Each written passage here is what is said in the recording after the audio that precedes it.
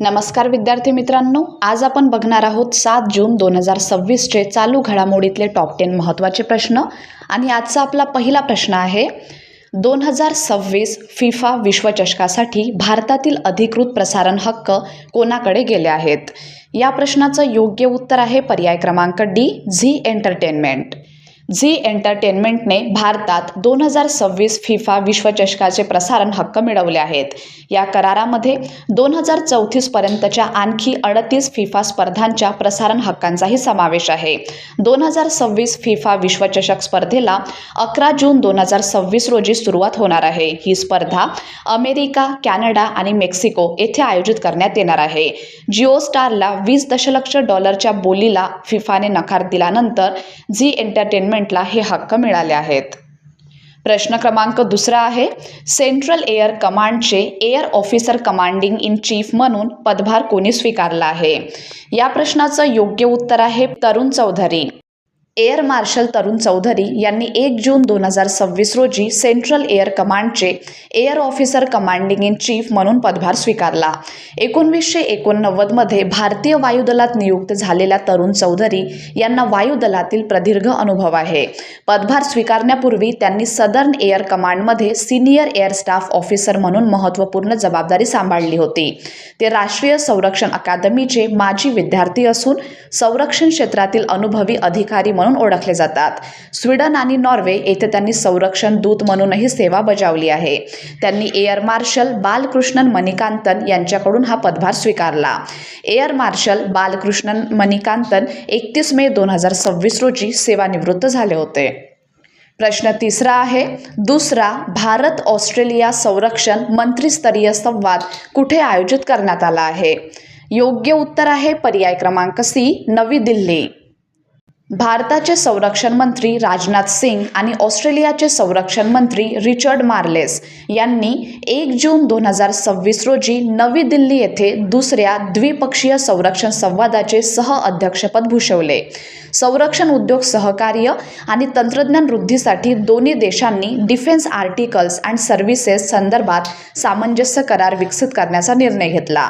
दोन्ही मंत्र्यांनी चेन्नई येथे संयुक्त शोध व बचाव सराव आयोजित करण्यास सहमती दर्शवली। यासोबतच सागरी सुरक्षा रोडमॅप तयार करण्याचाही निर्णय यामध्ये घेण्यात आला। प्रश्न चौथा आहे, ब्रिक्स आपत्ती जोखीम कमीकरण गटाची दुसरी तांत्रिक बैठक कुठे आयोजित करण्यात आली आहे? योग्य उत्तर आहे पर्याय क्रमांक बी, पुरी, ओडिसा। ब्रिक्स आपत्ती जोखीम कमीकरण गटाची दुसरी तांत्रिक बैठक 3 ते 5 जून 2026 दरम्यान ओडिसातील पुरी येथे आयोजित करण्यात आली होती। बैठक ताज पुरी रिसॉर्ट येथे पार पडली।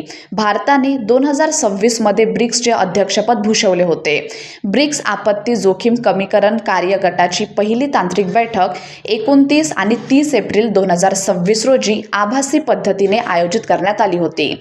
आपत्ती व्यवस्थापन, चक्रीवादळ पूर्वतयारी आणि पूर्वसूचना प्रणालीतील अनुभवामुळे ओडिसाची निवड या बैठकीसाठी करण्यात आली होती।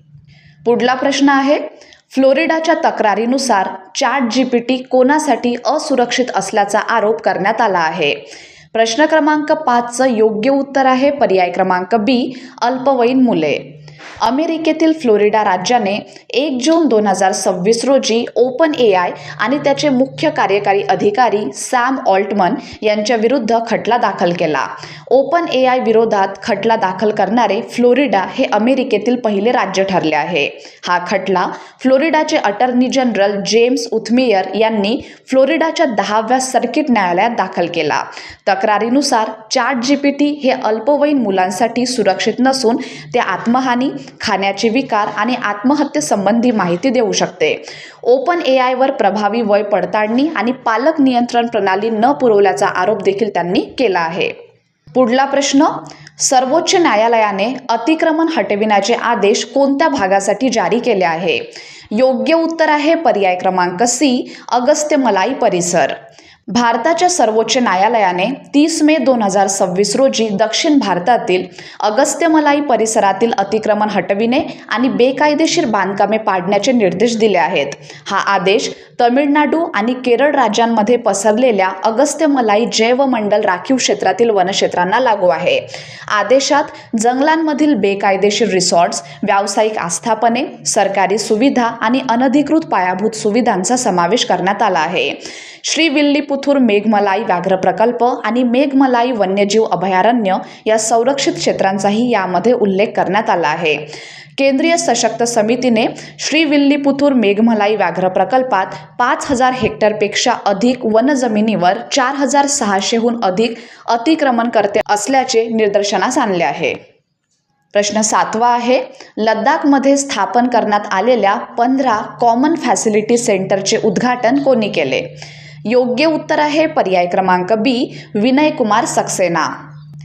2 जून 2026 रोजी लडाखचे नायब राज्यपाल विनय कुमार सक्सेना यांनी केंद्रशासित प्रदेशातील 15 कॉमन फॅसिलिटी सेंटरचे उद्घाटन केले आहे. ही केंद्रे स्कुर्बुचन, वानला, सासपोल, चुचट, खरू, अनले, कोयुल, कोरझक, चुशूल, फोब्रांग, सातो, पनामिक, डिस्किट, तुर्तुक आणि डिगर येथे स्थापन करण्यात आली आहेत. कॉमन फॅसिलिटी सेंटर ही विणकर, सूत कातणारे, शिंपी, कारागीर आणि महिला बचत गटांसाठी सामायिक कार्यस्थळे आहेत. या केंद्रांमध्ये हातमाग आणि हस्तकला उत्पादनांसाठी आधुनिक सुविधा उपलब्ध करून देण्यात येतात. प्रश्न 8वा आहे, प्रोजेक्ट शिखर हा उपक्रम कोणत्या 2 संस्थांनी संयुक्तपणे सुरू केला आहे? योग्य उत्तर आहे पर्याय क्रमांक बी, मिशो आणि BSE म्हणजेच बॉम्बे स्टॉक एक्सचेंज. मिशो आणि बॉम्बे स्टॉक एक्सचेंज यांनी 2 जून 2026 रोजी सामंजस्य कराराद्वारे प्रोजेक्ट शिखर सुरू केला. हा उपक्रम BSE SME प्लॅटफॉर्मशी संबंधित असून MSMEs आणि डिजिटल व्यवसायांना सार्वजनिक सूचीकरणासाठी प्रोत्साहन देणार आहे.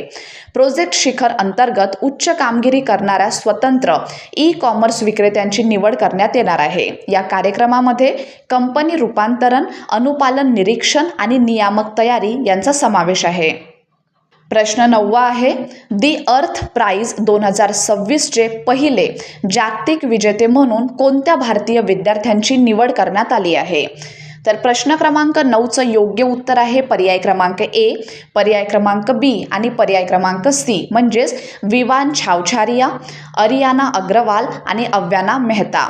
तर या 3 विद्यार्थ्यांची दी अर्थ प्राइज 2026चे जागतिक विजेते म्हणून निवड करण्यात आली आहे.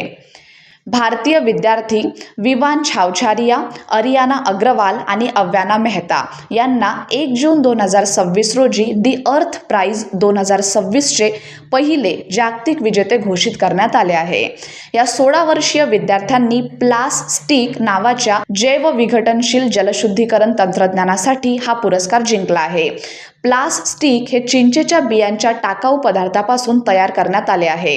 हे पावडर पाण्यातील मायक्रोप्लास्टिक कणांना आकर्षित करून त्यांना एकत्रित गुठळ्यांमध्ये रूपांतरित करते.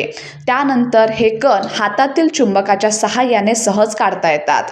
प्रकल्प विकासादरम्यान या विद्यार्थ्यांनी IIT गुवाहाटीच्या तज्ज्ञांसोबत काम केले. आशिया विभागीय विजेते म्हणून या टीमला $12,500 अमेरिकन डॉलर्सचे अनुदान देण्यात आले आहे.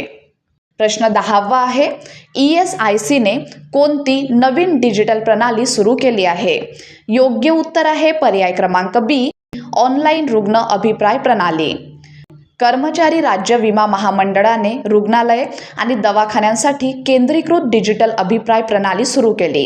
या प्रणालीद्वारे कर्मचाऱ्यांना वर्तन आणि औषध उपलब्धतेबाबत अभिप्राय नोंदविता येणार आहेत. लाभार्थी SMS किंवा QR कोडच्या माध्यमातून रेटिंग आणि अभिप्राय देऊ शकतील. 3पेक्षा कमी रेटिंग असलेले अभिप्राय डॅशबोर्डवर विशेष चिन्हांकित केले जातील. त्वरित सुधारात्मक कारवाईसाठी ही माहिती प्रशासकीय स्तरावर उपलब्ध होणार आहे. तर विद्यार्थी मित्रांनो, हे होते आपल्याचे टॉप 10 महत्त्वाचे प्रश्न. धन्यवाद.